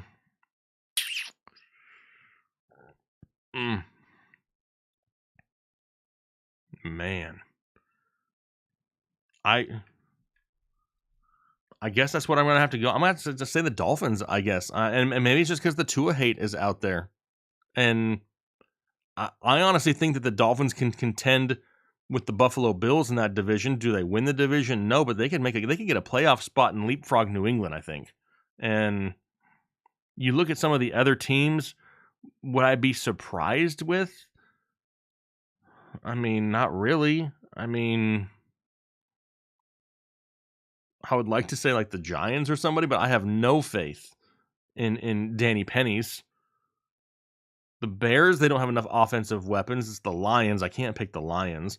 I don't think anybody in the NFC South has a chance against Tampa Bay. I mean, the Saints, Falcons, and Panthers are all a mess right now. We're not going to be caught off guard by the Rams, Cardinals, or 49ers in the NFC West. It's just, I think the Dolphins are an easy pick to surprise some people, but that's really just based off of people who hate Tua. Who has a better season, Trey Lance or Justin Fields? Right this second, I got to say Justin Fields because Jimmy G's still a 49er. And that's the whole thing. I mean, until they part ways with Jimmy G, Trey Lance isn't going to have a full-time job. We got to see that first. Is there a team this year that will find a Cordero Patterson type-like player Atlanta? Yes. That's like going to be the way. The NFL is a copycat league. Have you guys noticed that? Like, once somebody finds something out, every team tries to duplicate it. And with Cordero Patterson, and we saw Deebo Samuel, the same type of role last year, what did he call himself? A wide receiver, and a running back. Teams are going to try to start finding out ways to make that happen, right? Other teams are going to want that same type of thing, and they're going to find a way. I love Jalen Waddle for that role before they brought in Tyreek Hill. I still think Jalen Waddle can kind of do something similar, but just not to the extent, not as many opportunities. But there's going to be some people, and I will tell you this, behind the scenes nugget. We had a team podcast, I don't know. It was about 2 or 3 weeks ago. Maybe, yeah, right around there. And I sat there and I told our guys, I said, listen, everybody's going to be asking for who is this year's Deebo, right? So we're diving in to all the rosters, and once the NFL draft is over and we start working our draft guide, I'm going to put together a section in our draft guide this year called like the next Deebo, and we're going to try to find who are those guys going to be, and we can go roster by roster and say, hey, does anybody here have a chance? So we're going to try to, I mean, that's going to take a lot of diving in to try to figure out coaching schemes and stuff like that, but we're going to try to see if we can nail down an option because we nailed Debo last year. Didn't expect it to be that much, but yes, I mean, that's what we got to try to find here again this year. It's too early to know right this second, though, because the NFL draft hasn't happened yet. Can Wentz surprise in Washington? Yes, he can. Can he be a top 5, top 10 quarterback? Probably not, but he can definitely surprise. Like I don't think Carson Wentz sucks as a lot of people say he does. Sure, he's not great, but he doesn't suck. Will Rojo take over for CEH? Talent-wise, I think he could. But the guy can't stop making mistakes, right? Fumbles, missed blitz pickups, drops in the passing game. Andy Reid is going to be just like Bruce Arians was in Tampa Bay. He's going to punish him for those things, and we have yet to see him make it multiple weeks into seasons or in a certain stretch to where he doesn't have those mistakes, and he's going to be punished for them. What's the first blitz pickup that he misses and Patrick Mahomes gets leveled? Do you think they're going to continue to leave him out there? That's the biggest issue for me is he just can't seem to stop the mistakes. If he had a full-time role on that team, he would be a top 15 running back in fantasy football. Do you think Swift and Carter can be an RB1, Jonathan? Swift, yes. Carter, I don't know about Carter. I think he could be a high-end running back too. Be surprised if the Jags win more than 3 games. That would be a surprise for sure. Niners are not giving up Jimmy G for nothing, and I think it makes perfect sense, Tim. Right now, the 49ers have no leverage in trading Jimmy G. What happens, though, if we get to July or August and we're in training camps and preseason and a team loses their starting quarterback? Now, all of a sudden, the 49ers hold all the cards and say, listen, we got you a starting quarterback who's taken teams to the playoffs right here, but the price just went up. They can get a lot more leverage that way. It makes sense to me. And if it doesn't happen that way, okay, Jimmy G just took him to the playoffs this year. Give Trey Lance another. Obviously, Trey Lance is not 100% ready. If Trey Lance was 100% ready, we're not talking about this. They would have traded him and handed the keys over already. They're not 100% sold. Jimmy G is still there. And if Jimmy G is still there, start of the season, it's still his team to run because he did help them make the playoffs. He didn't cause them a playoff spot. He's not horrible. He kind of fits into that same mid-tier category. Xavier, do you prefer drafting early, middle, or late in a 12-man, and why? I like the back half of the draft because I'd like to try to lock up 2 top 15 players if possible. And I say that because I love my running backs early, and the way I take fantasy football is all about touches. Have you ever seen a player in the NFL score points without touches? No, not from the offensive side of things. So if I can score based off touches, I need to maximize the amount of touches in my lineup. There's very few running backs that will average right around 20 touches a week. I want to try to get at least 2 of those guys. I'd love to get 3 of them if they last, because I would love to start off my week with 40 to 60 touches in my lineup right away. So it makes it easier if I'm in the back half to get 2 of those guys. The next Debo area should be called Friday after next. I like that. That's funny. That's funny. OEG, my sleeper quarterback. We talked about him earlier. I think Derek Carr has a chance to be a sleeper for people. He gets no respect. Do we think Antonio Gibson will have a bounce back? I love the guy, but I'm concerned with the J.D. McKissic re-signing. Hale, I 100% agree with you, man. I was all pumped up when J.D. McKissic, I thought, was signing with Buffalo. And as soon as he went back to Washington, I'm like, damn it, here we go again. The same thing's going to be happening again. So what we saw last year is probably what we're going to see similar to this year. Ozeal, what's going on, my friend? Says, hey, Jake, how do you think Kupp will be affected with Robinson and with OBJ coming back? Technically, OBJ's not back yet. He's a free agent, right? Unless it just happened since I've been live, which has happened before. Let me check. I didn't miss anything, did I? People are calling about the Jags' #1 overall pick. So no. No. Okay. So no, he has not re-signed since I went live here. So OBJ is not there right now. So right now, Allen Robinson is going to fill that OBJ role that we saw last year, which I absolutely love because we saw OBJ kind of be rebirthed, right? So 100% same thing can happen with Allen Robinson. Is Chris Carson still on Seattle? Yes. But I think Rashad Penny's going to get first crack. I was thinking the next Debo was going to be Waddle till they stacked up on running backs. Yeah, I mean, they got a lot of running backs in Miami with Edmonds and Mostert and Gaskin. I still think Waddle's going to... You're going to see times where Waddle takes handoffs out of the backfield, though. They're going to incorporate that somehow. Tyreek Hill could be a little bit of the same way, right? Tyreek Hill played running back in college. Do you guys know that? So, I mean, he could do some of the same type of things as well. That's why I said where maybe that role was a little bit more destined for Waddle. Now it's a little bit more destined for both of them with Tyreek Hill there. Where do you think Julio will end up? I'm kind of hoping he goes to Indianapolis and pairs back up with Matt Ryan again. They have a need at wide receiver, and they got chemistry at the quarterback already. It makes sense to me. He doesn't have to be the number one guy. I like Michael Pittman. Paris Campbell can't stay healthy. Give me somebody else on the outside to pull defenders outside the box for Jonathan Taylor. Bam! Send him to Indianapolis. Is Russ going to be Mr. Unlimited this year? Yeah, I love Russ this year. I think he personally feels like he has something to prove. And one of his biggest gripes in Seattle was not being able to just cook, right? Let Russ cook. We said it for years. They would always dial him back. They didn't want him to rush as much. They wanted to run the ball more on the ground. I don't think that happens in Denver. And they're not going to be able to in that division. It's so high-powered, they're going to have to score points. So Russ is going to have to throw a lot. I expect a whole lot of Jerry Jeudy, Cortland Sutton, Albert, are you okay? I mean, all those guys are going to have great opportunities. Tim Patrick, another one. And then hopefully it's just Javonte Williams in the backfield. Outside of Arizona, what's your next favorite team or the team you are pulling for this year? Garrett, great question. I have sensed over the last 2 years me getting really excited about watching two teams. And a lot of it honestly has to do with the quarterback position. I gravitate to things like that. And Joe Burrow and Justin Herbert are by far like two of my favorite players to actually just watch play. And so the Chargers and the Bengals, I like Jamar Chase.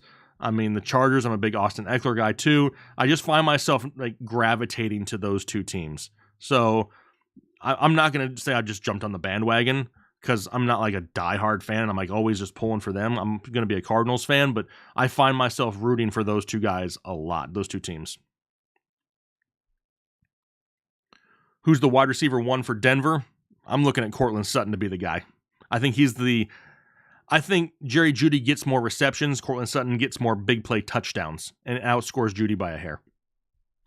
But I think they're both going to hit a big boost. My dad said that if he was Andy Reid, he would trade for Lockett. What do you think of that possibility? I think if they trade for Lockett, they've wasted the money that they've paid Juju because they're going to play the same type of role, right? Or they brought in MVS too. I don't know if there's room on that roster for another similar style of role, right? I mean, are they going to give up on Mecole Hardman? I mean, it's just, to me, I feel like bringing him in is just adding another piece of something similar that they already have. If they haven't figured out how to use Mecole Hardman, how are they going to use Tyler Lockett? If they brought Juju in to be the guy shallow across the middle, where's Lockett going to go? If we want Travis Kelce deep over the middle, where's Lockett going to go? You know what I mean? Like, it's just kind of, I don't know where he would fit in that offense. I mean, obviously, like the going to Kansas City is kind of like what it used to be going to New England, right? Every time anybody went to New England with Tom Brady in the past, it was like, oh, that's the guy we got to go get. So now it's kind of like the Chiefs. Oh, anybody goes to the Chiefs, that's who we got to go get. I feel like they have enough as of right this second.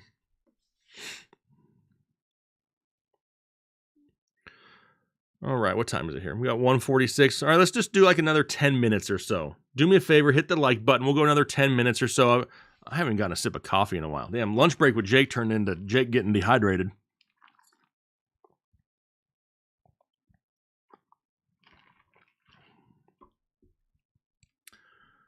Who is better? Part one, Mahomes or Burrow? Who is better? 2 parts. You got it. Mahomes or Burrow? Burrow or Allen?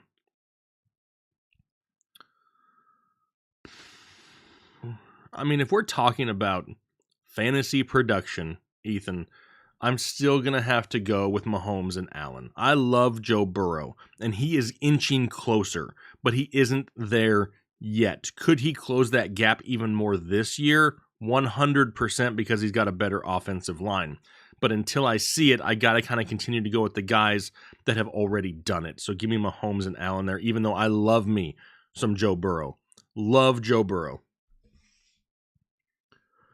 I'm thinking about drafting a QB first in my redraft league this year. Every time I go running back and lose. Travis, you cannot do that, Travis.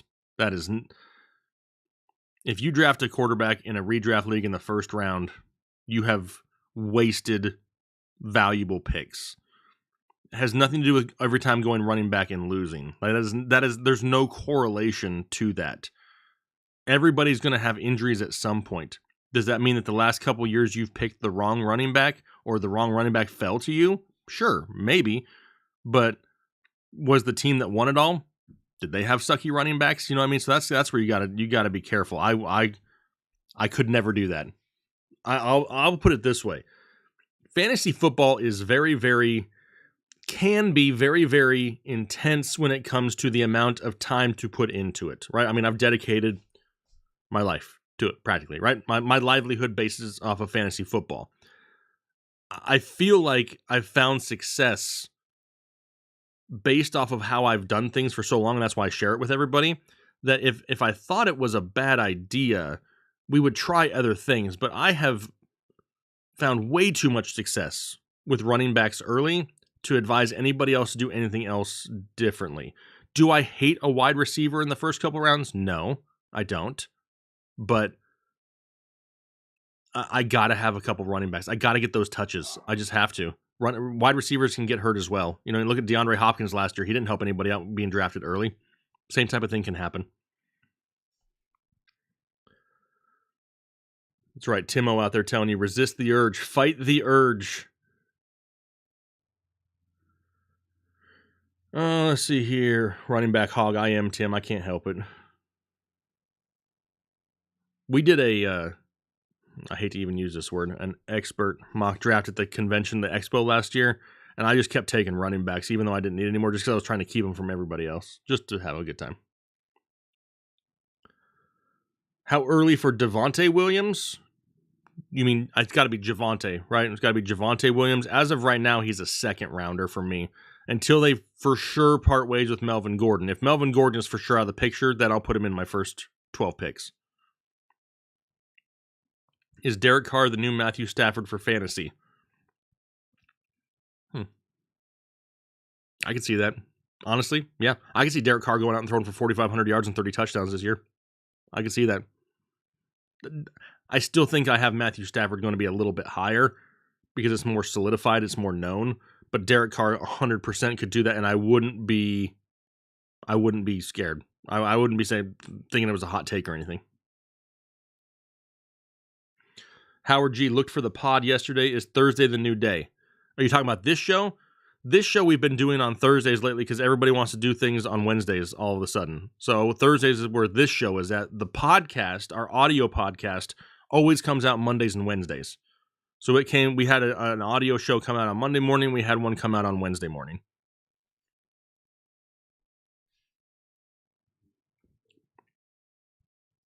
Will Tunyon do really good without Adams? He's not going to be 100% to start the season, but he could see a ton of red zone targets. And we mentioned earlier, it doesn't take a whole lot to be a top 10 tight end, so I think he could finish there once again. You better start listening to Headliner Fantasy Football 24/7 or you never win. Doug Bug. I appreciate you, man.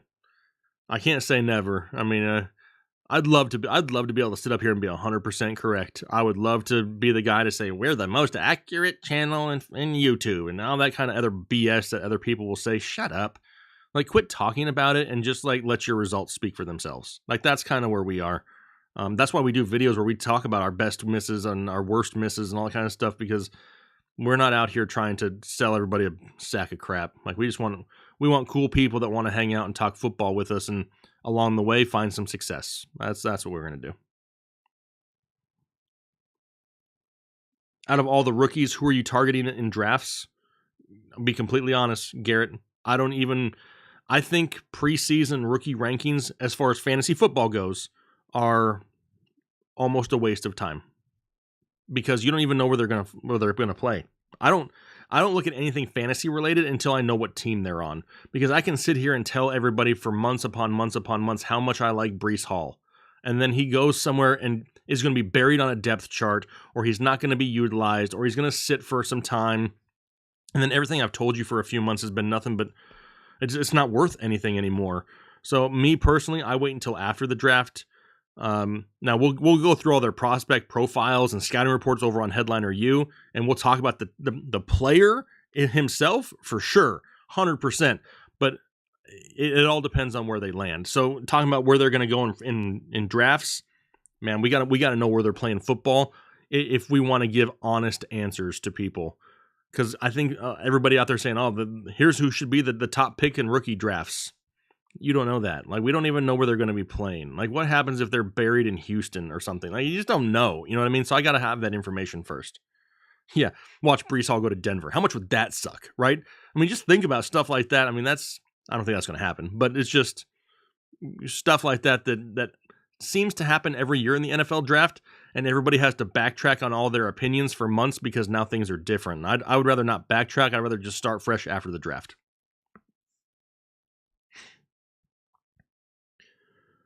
If you could ask us a fantasy question, what would you ask us?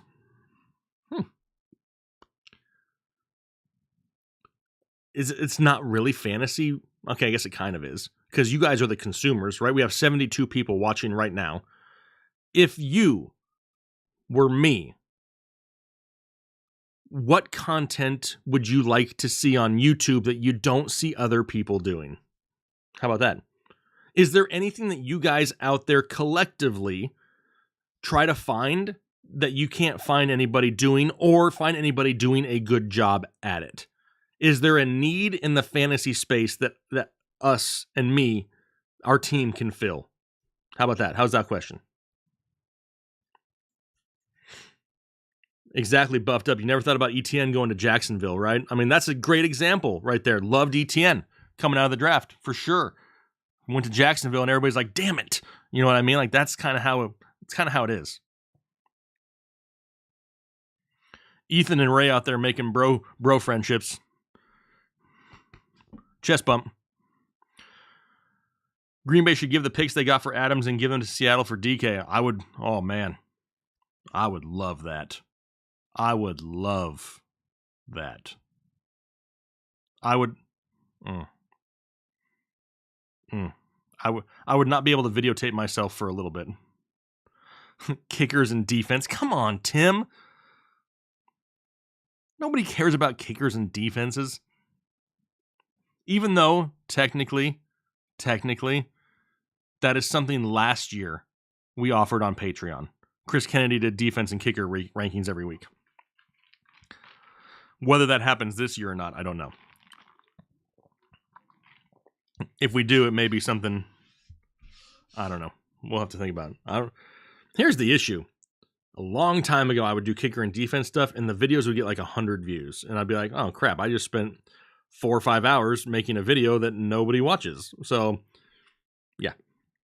Justin Tucker, always. See there? There you go, Lucas. Lucas got your rankings figured out for kicker. Just Justin Tucker and then everybody else. You know how I handle kickers? This is how I handle kickers, because I don't research kickers, to be completely honest. I look for guys that have good weather or play indoors. Typically, most times, it's indoors. I want guys who kick inside domes so that I never have to worry about the weather. Like, that's literally the extent of my research for kickers. I want a high-scoring offense that plays in a dome. Like, that's my philosophy on kickers. Don't break what's not broken. Keep up the awesome work. Appreciate it, Howard. I'm not going to change anything. I want to know if I can add anything. Can we add any topics or content that people want? Seeing content on Dynasty ranks for guys over 28. Okay, so you're looking for older. Now there is Dynasty content on Headliner U, just so you know that. Headliner U is going to take a little bit more of a fantasy turn come in season and handle some of that kind of stuff. So if you're looking for, I think he just literally dropped Dynasty rankings. Hang on. I don't want to lie to you. I see a lot of videos from our team every day. I don't want to tell you something wrong. So today he dropped the Sam Howell scouting report. So that's just up there live right now. 1 day ago, he dropped Dynasty rankings, and this is quarterbacks and wide receivers. Just came out a day ago over on Headliner U. Should I? Here. Here's a link to it. Here's a link to the channel. Hit that link, then you guys can subscribe to Headliner U and get all that Dynasty type stuff that we were talking about earlier. Come on, man. We've all had a kicker or defense win a game for us before. Sure. 100%. But a lot of there's like no science to it. I mean, literally, like we talk about kickers there. I mean, that's about it. I mean, that's for defenses. One player could get hurt in the first quarter and the defense could take it, could totally drop a deuce. I mean, a lot of that stuff is just trying to put the team in the best, matchup possible.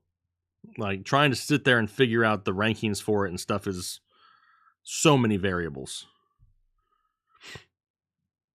Kickers don't matter at all. Right there, Ethan, that's what I'm talking about. Most things you would want is over on Headliner U. I guess that's kind of true, right? If we don't have it here, Headliner U has it. Tim O. Look at Tim O. That's a 5-head comment right there. I usually don't even draft a kicker. Tim, I don't draft a kicker a lot of times either. You know why? Maybe you do the same reason because of me, Tim. I don't draft a kicker because usually my drafts are probably around first week in August, second week in August-ish, right around in there. I don't draft a kicker. I'll draft an extra running back or wide receiver. And then if a team, maybe has an injury throughout the preseason, I maybe have a handcuff sitting right there on the bench, an extra spot, an extra lottery ticket. If by the time kickoff comes around and I don't have, if that guy didn't turn out to be anything, I just drop him for a kicker on waivers and start him that week. Perfect. Great 5-head move right there, dude. Maybe how to be a better commissioner. Okay. Would you be willing to join with another channel and go live with them? I would if somebody invited me on their show, I would do it. I'm not opposed to it. I've done a few other channels in the past. A couple times. I've been on, let's see, I've gone with BDGE with Nick. I've done the fantasy football show with Smitty. I've talked to other guys on other channels, but let's be honest. Can we have, okay, real quick, before we get out here, real talk real quick. All right. We're all buddy on YouTube and all the other channels and stuff, and on Twitter. But the fact remains is a lot of people don't want to give their competition anything, right? They don't want to be. They'll talk about it and everything and stuff, but they're really not interested unless the person they're talking to can help them out in some way. And that's exactly what Twitter is, 100%. If you don't kiss ass to a blue check mark, you ain't gonna go nowhere on Twitter. And I'm not that type of guy. Like, I would prefer to just have less followers on Twitter and have real followers, really have you all, than a bunch of blue check marks that care about me. I really don't care if you're verified on Twitter or not. Best league setups. Never draft a Bears kicker. Great advice. Great show today, Jake. We wasn't running the street in some foreign country today. Yeah, Doug Bug, I did that. What was it, a couple weeks ago, and everybody left the stream, so I said, well, I guess we don't want to do GeoGuessr anymore. Right? So I canned the GeoGuessr. Could you and Kyle do like a punishment system or a reward system for whoever has a better week, or a head-to-head type thing? You talking about like for start sits, like our accuracy percentages for the week? Is that what you're talking about, Johnny? That would be fun for Headliner Nation. I think so. You and them do different research and boom, have a debate. So you're talking about debating other people, other channels. Is that what you're talking about? I don't know if most people would want to debate with me. I am a stone cold killer. I can find a way to make everything sound amazing. I literally, what was it? In the video tomorrow, precursor. In tomorrow's video, I put together the most compelling argument why Marcus Mariota could be a good starting quarterback in fantasy football. I mean, did I believe it? No, but it sounded believable as all hell. So I mean, just check that out tomorrow. You'll see what I'm talking about. I love a good debate. If you couldn't tell by my questions, yeah, I do too. I mean, I'll debate anything. Andrews and Adams, best value. Oh, you're talking to Pep. Jake, I'm in a 12-team half PPR keeper league. I need to keep 2 players. My choices are Mark Andrews, Pat Mahomes, and Devontae Adams. So Andrews and Adams was Mason's choice, and it's mine as well. I agree with you.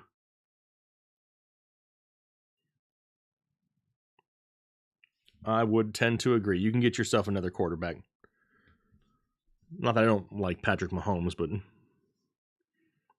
lock up those other 2. All right, we got like 5 minutes left, and then I'm actually going to go eat lunch because I don't get to eat lunch on lunch break with Jake because if I just sat here stuffing my face all day, you'd all tell me how fat I was. What else we got? Anybody else got any other questions they want to ask?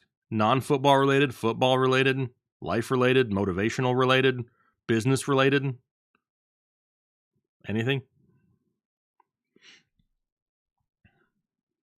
I'd like to do more stuff like behind the business because I probably spend more time working on business things than I do content things, which is a lot. Who out there is looking forward to tax day? I can tell you I'm not. I'm not looking forward to tax day at all. Hey, Jake, glad I was able to catch the end of the stream. What's for lunch today? Alex, great question. I think I may end up having chicken pot pie today. I think chicken pot pie is going to be my lunch today.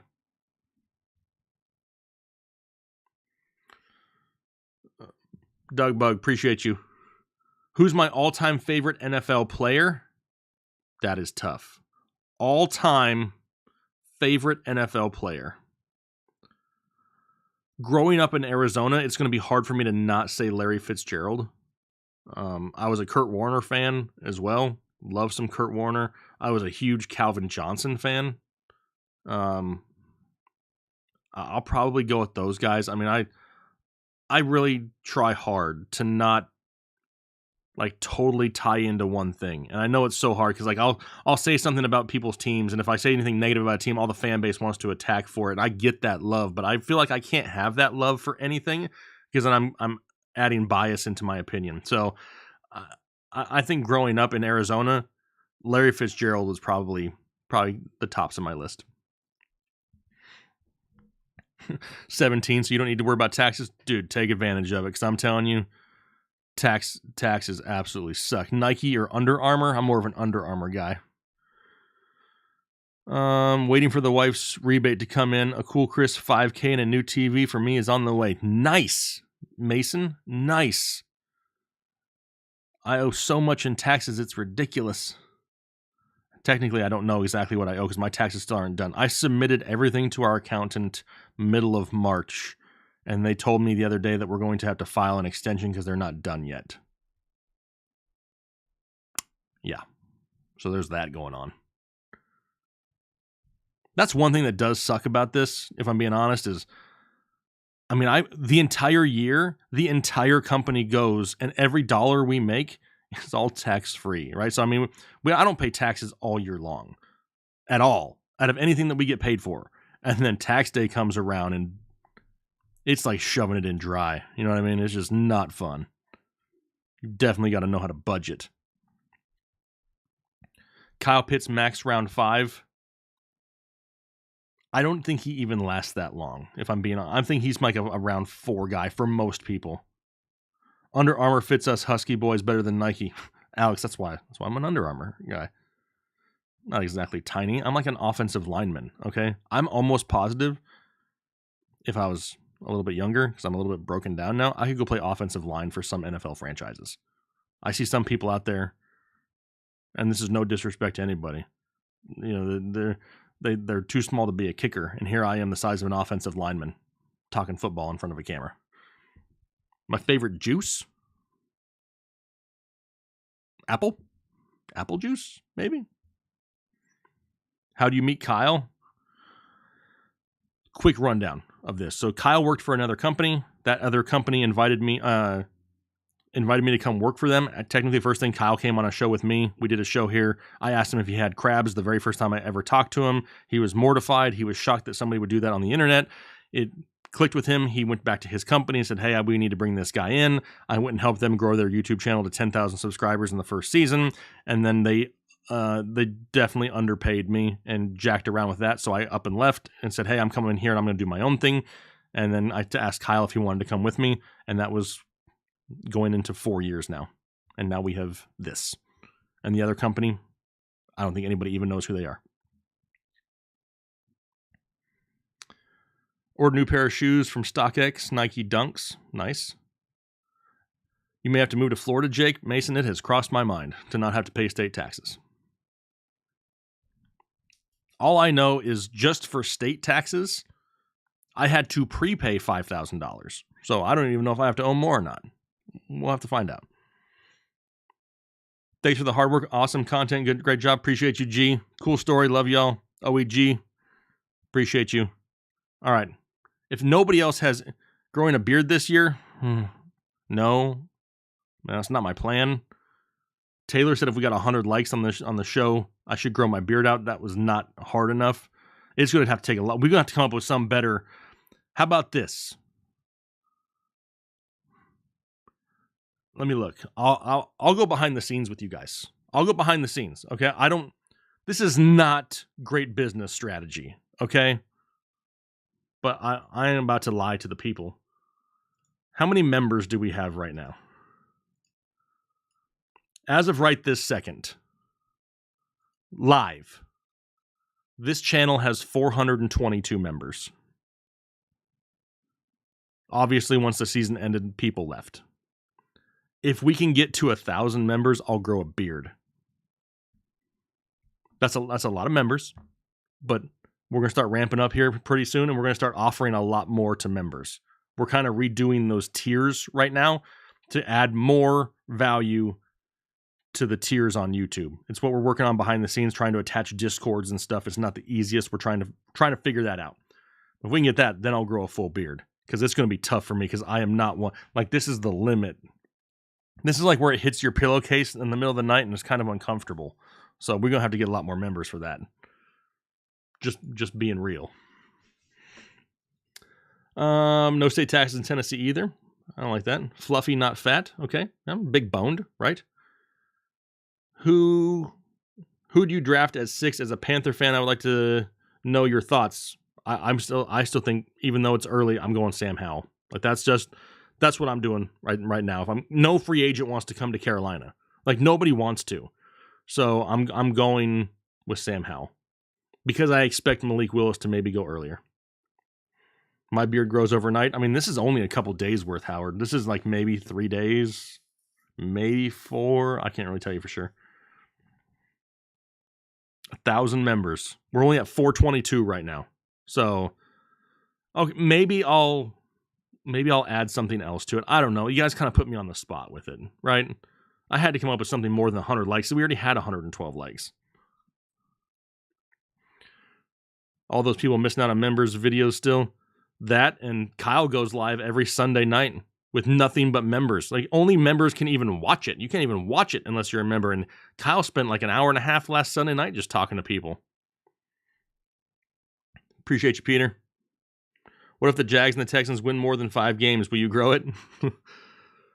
If they both win more, maybe. That's going to be pretty tough.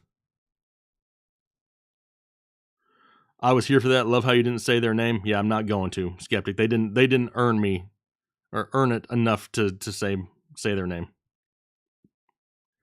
If you could run any team, who would you take? No powerhouse teams. An NFL team?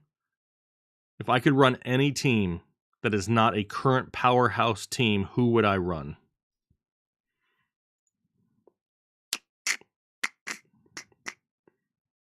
Not a powerhouse.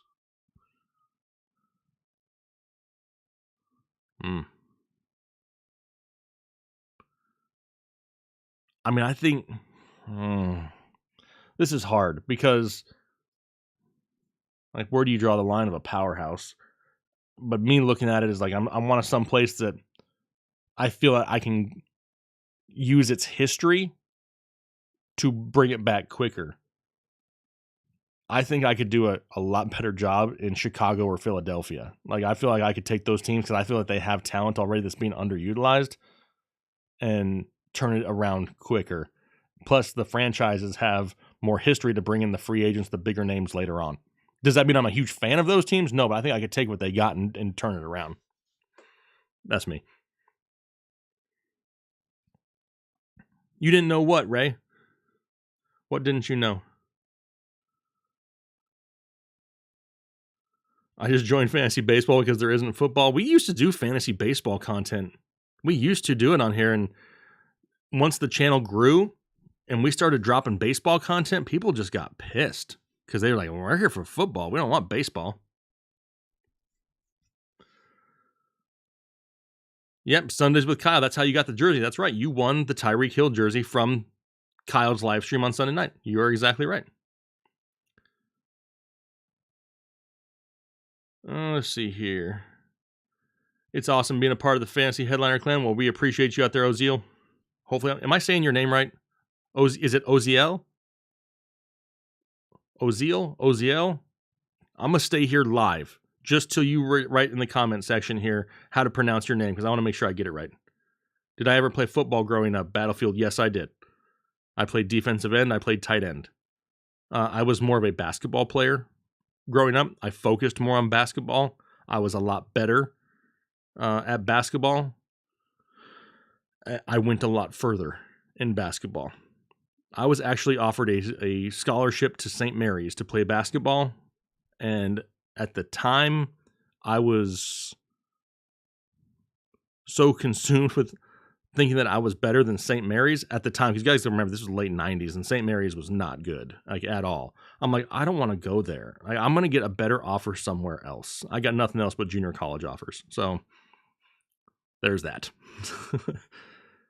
I can shoot the three like nobody's business. If you're on a even now, at 40 years old and out of shape or fluffy, as somebody said earlier, I could outshoot majority of people. Like, go outside right now with no warm up. Like, that is my thing.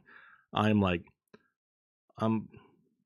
not Steph Curry. I'm not. But I can shoot the three. My most valuable object in my office? Probably, okay, so if you guys remember during the playoffs, we did a Preseason auction giveaway of a signed Justin Herbert helmet. They sent me that helmet, and giving it away to somebody was so hard, so I had to buy one myself. That is an authentic on-field signed Justin Herbert helmet right there. I couldn't do it. I'm like, dude, I have to send this to somebody. We picked a winner. We announced the winner on the show. I shipped it out, and I'm like, I gotta have my own. Like, that was hard to part ways with. So I went on Pristine Auction and won my own. Paid for it my damn self. I don't know. I mean, I haven't actually looked. I won the auction on that for, it was like $515, but it's probably worth close to about $1,000 if I'm guessing. I have a lot of little things all over the place. Me personally, the most expensive item that I've ever purchased in here is that. How tall am I? I'm 6'4". Battlefield. What's crazy is I was 6'4" as a freshman in high school. I thought I was going to be like 6'8", 6'9". I was going to dominate, and I just stopped growing. My son right now is 14 years old. He woke up this morning, he may be taller than me. So he may be right around 6'4" too. So, I mean, maybe I can live vicariously through him on the basketball court. Would you rather have a one-time check for $5,000 or endless supply of jelly beans for the rest of your life? Taylor knows how to pull up my heartstrings here. He knows that when jelly beans are involved, Jake is involved, right? A one-time check for $5,000 or endless jelly beans for the rest of my life. So the question comes down to am I going to spend more than $5,000 on jelly beans over the next 45 years of my life? Probably not. I probably... Never thought I'd think so hard about jelly beans. I'd probably take the $5,000 and I'd buy a lot of jelly beans with it and then just keep the rest of it.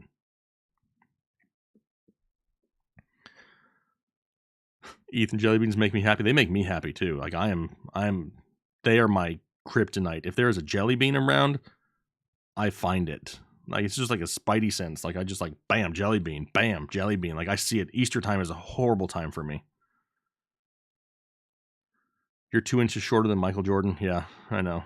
I can't jump near as high as him either. Jay, go get some chow. 30-minute skill was like 5 more minutes. You're right. I know. You could open a jelly bean business, not with $5,000. I would try. I mean, I could do a lot with $5,000. I'm very, very. How do I say this? I'm very good with money. I feel like I feel like I could take $5,000 and turn it into $10,000. Like that's kind of how I feel like. That's how my mindset works. It doesn't always work out, but I feel like I could do that.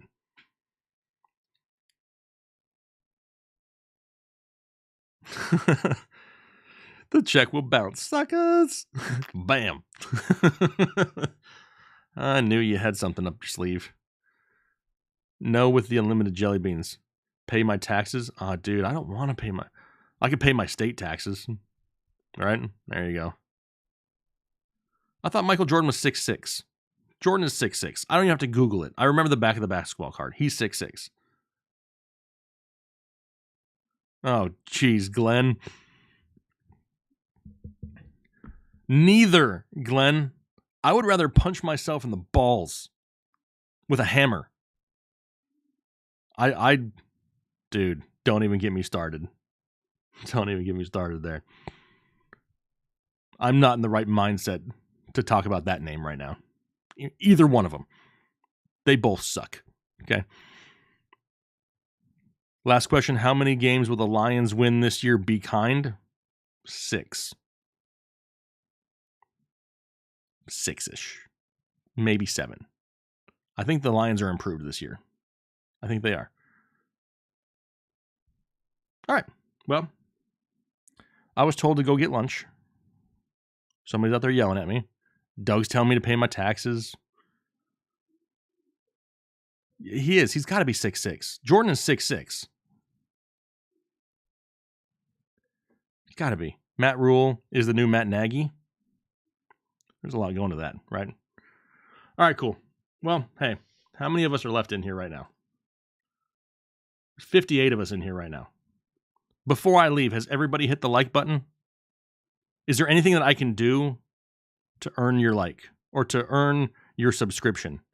How about this? Is there anybody in the chat right now that's not subscribed? Let's do that. Raise your hand if you're not currently subscribed because you haven't felt the need to yet.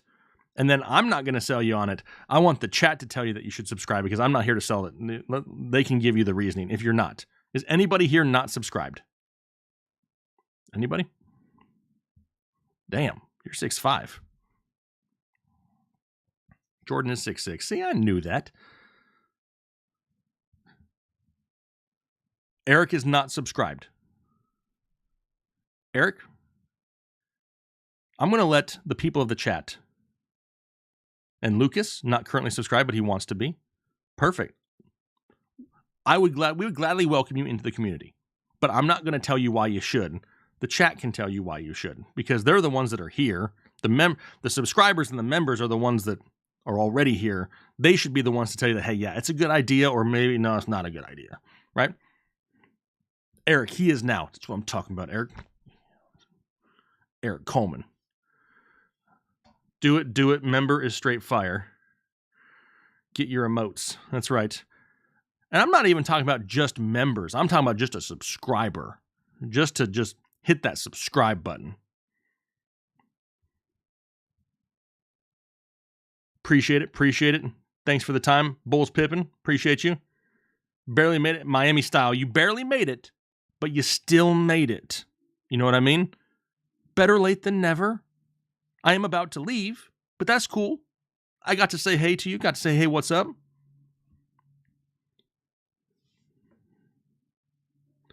You guys made fun of me in a Q&A live stream one time, so I unsubbed. We never make fun of anybody unless they come into the chat and are rude to us. But here's what's funny. I kind of played a little bit of a joke. I think I did. Because I have the chat on subscribers only. So if you're chatting with us right now, you're subscribed. Right? Right? I got y'all. That's all right. Just want to have a little bit of fun with it. Just want to see what people would say. But it's a lot of fun to hang out with you guys. I love doing these shows. We're going to continue to do them here on Thursdays, right around 12:30 p.m. Eastern time. So hopefully you guys have a great rest of your day today. I'm going to get out of here, get some food, and then start making more content tomorrow. Best and worst case scenarios for new free agent movers with me and the doc. So make sure you check that out. And yeah, looking forward to talking to you guys later in the week. Leave those comments on videos. I've been making a conscious effort to reply to every comment on every video that I'm putting out here recently. Trying my hardest to get to all you guys for leaving comments down there because I greatly appreciate that support. But I'm going to get out of here now. Hopefully you guys have a great rest of your day, a great rest of your week, and we'll talk to you later here on the Fantasy Headliners. Have a good one. Peace out.